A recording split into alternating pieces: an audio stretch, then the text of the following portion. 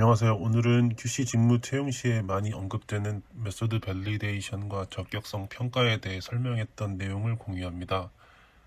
최소한의 개념은 이해하고 지원서를 작성하시면 도움이 될 거라 생각합니다. 면접까지 갔습니다. 면접 가서 이제 물어보겠죠? 메서드 밸리데이션이 뭔지 아세요? 이렇게 이제 물어보는 거죠. 그러면 메서드 밸리데이션은 퀄리티 분석을 하기 위해서 분석 방법을 검증하는 거다라고 기본적으로는 이해하면 되고, 검증을 해야 되는 이유는 정확하고 재현성 있는 결과를 꾸준하게 내기 위해서, 안정적으로 내기 위해서 검증이 필요한데, 그럼 검증을 왜 해야 되냐? 연구소에서 분석법을 개발하거든요. 연구소에서 제품 개발도 하지만 제품을 개발하면 그 제품의 품질 기준 파라미터 CQA라고 하는데, 크리티컬 퀄리티 어트리뷰트라고, 품질은 이 기준을 꼭 봐야 돼. 함량은 꼭 봐야 돼. 뭐 순도는 꼭 봐야 돼. 뭐 ID 테스트는 꼭 해줘야 돼. 뭐 이런 것들이 있거든요. 연구소에서 그거를 확인하기 위한 분석 방법을 개발을 해서 알려주는 거예요. 그럼 QC에 그거를 기술 이전한다고 하거든요. QC의 분석법을 전달해 주는 거죠. 그럼 QC에서 분석법을 배워오는 거고, 배워온 분석법을 그냥 쓸 수 없잖아요. 왜냐하면 연구소랑 QC랑 분석 기기가 다를 수도 있잖아요. 근데 보통은 같아요. 그래야지 기술 이전이 좀 수월하고, 굳이 다른 기기를 쓰면서 뭔가 다른 트러블이 생기는 것까지 해결해 가면서 하기에는 너무 비효율적이니까, 연구소에서 뭐 워터스 혹은 뭐 에이질런트 회사의 HPLC를 쓴다. 그러면 QC도 동일한 제조사 걸로 셋업이 돼 있죠. 그렇게 분석법을 받아오고 나면 이게 진짜로 분석을 하는데 적합한 분석법 수준이 되는지를 평가하기 위해서 분석법 밸리데이션을 한다. 분석법 밸리데이션을 하는데 여러 가지 이제 기준이 있거든요. 그 기준이 표 14번을 보시면 되는 거예요. ID 테스트나 아까 말씀드린 퓨리티 테스트나 어세이 뭐 이런 부분들을 확인하기 위한 그 분석법 검증 요소들이 있거든요. 그 요소들이 4번부터로 이해하시면 돼요.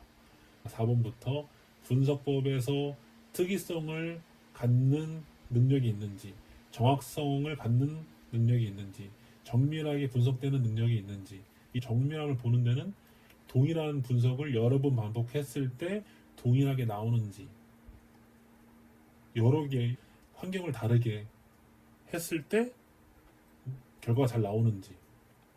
출시도 뭐 공장이 1공장이 있는 경우도 있고 2공장, 3공장, 4공장 뭐 여러 가지 공장이 있는 경우 있잖아요. 그럼 뭐 1공장 QC랑 뭐 2공장 QC랑 동일하게 나오는지 뭐 이런 것들도 보고, 그리고 분석법이 뭐 어떤 함량을 측정하는 건데 이 분석법이 검출할 수 있는 한계가 어디인지를 알아야지 그 농도 이상으로 샘플 그 전처리를 준비를 하고 분석을 하는, 그러니까 이 분석법의 한계, 검출 한계, 그리고 혹은 정량 한계.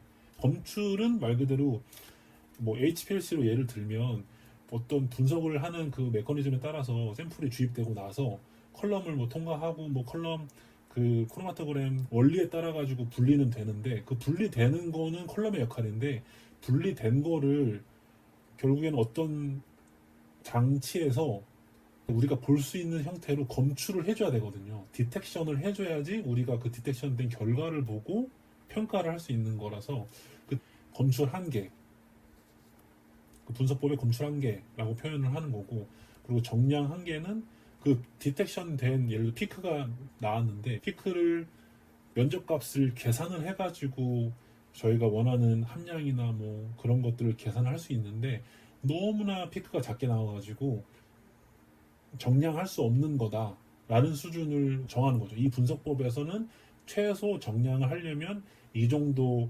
이상으로 피크가 나와줘야 분석법상 분석이 가능하다라고, 검출 한계랑 정량 한계가 되는 거고요. 직선성은 예를 들어서 분석법 개발할 때 어떤 샘플을 어떤 농도로 준비할 때 어떤 샘플을 3mg per ml 농도로 준비를 해서 샘플을 인젝션 시켜야 된다라고 할 때 그러면 3이 우리가 가지고 있는 분석법의 노멀 값인 거예요. 근데 분석자들이 이 샘플을 만들다가 조금 피펫을 좀 숙련도가 떨어져가지고 희석을 잘못해서 뭐 2.5가 될 수도 있고 조금 초과돼 3.3이 만들어질 수도 있잖아요. 그런 경우에도 이 분석법이 그런 베리에이션 그러니까 변경될 수 있는 그 레인지 안에서 안정적으로 결과값이 잘 나오는지를 검증하는 거예요. 그래서 3이 표준이면 1, 2, 3, 4, 5 농도로 만들어 가지고 분석을 해보는 거죠. 그래서 실질적으로 1, 2, 3, 4, 5면 이게 직선성 있게 비례해서 증가해야 되거든요. 결과가. 예를 들어 뭐 함량이라고 하면 뭐 노멀일 때 3일 때 5가 나왔다. 그러면은 그거에 비례해서 5일 때는 그 정도의 비례를 한 만큼의 값이 높게 나와야 되는 거죠. 뭐 그런 식으로 직선성이 확보가 되는지 확인을 해야 되는 거고요. 레인지는 아까 말씀드렸던 성에선 최저 기준 혹은 최고 기준 농도 포인트 그리고 정량 검출한계 그 레인지. 그래서 이 분석법은 어떠한 레인지에서 뭐 정밀성, 정확성, 직선성을 충분히 확보하기 때문에 이 레인지에서는 항상 적합한 결과를 낼 수 있다라고 이제 정할 수 있는 거고요.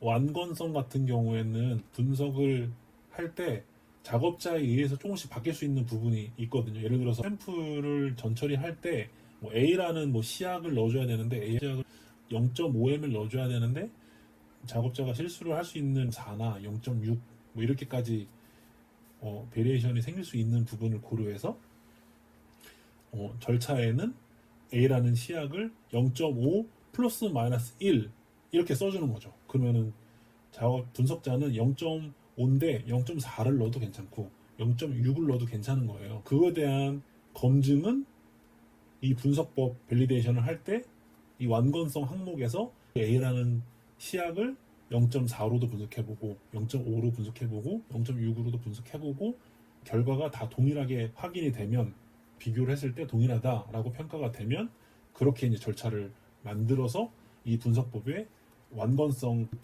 범위를 추가로 가져갈 수 있는 그런 요소로 이해하시면 되는 거예요.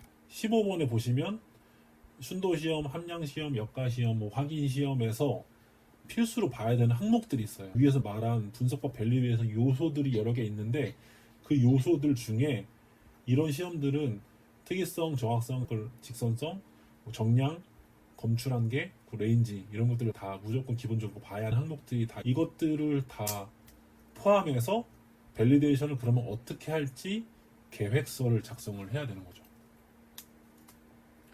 분석법 밸리데이션을 어떻게 수행할지, 특이성은 어떻게 수행할 거고 정확성은 어떻게 할 거고 조금 더 디테일하게 들어가면 정확성을 평가하기 위해서 어떤 절차에 따라서 분석을 할 건지 연구소에서 개발된 분석법 절차가 있을 거잖아요. 그 절차를 QC에서 가지고 와서 분석 절차서를 만들게 되는 거고 분석 절차에 따라서 수행을 하겠다라고 이제 계획서에 쓰는 거고 그리고 어떤 샘플로 이 분석법 밸리데이션을 진행하겠다 그 샘플 정보를 명시를 해야 되는 거고 그리고 어떤 작업자가 어떤 교육을 받은 작업자가 진행할 건지 이런 수행하기 전에 필요한 계획들을 쓰는 거고 그 계획서는 QA 검토가 필요하고 QA 검토가 끝나면 승인을 받게 되고 승인된 계획서에 따라서 실제로 샘플 분석을 해보는 거죠. 실험법을 이제 검증하는 거예요. 직접 검증하는 거. 결과가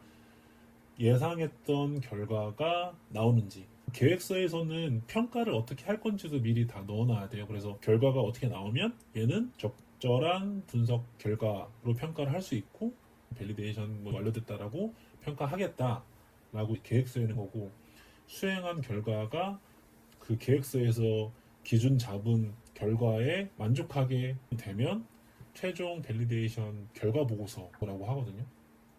그 보고서에 해당 결과들을 다 작성하고 이렇게 다 평가한 결과 밸리데이션이 성공적으로 완료되었다 라고 얘기를 할 수 있는 거죠.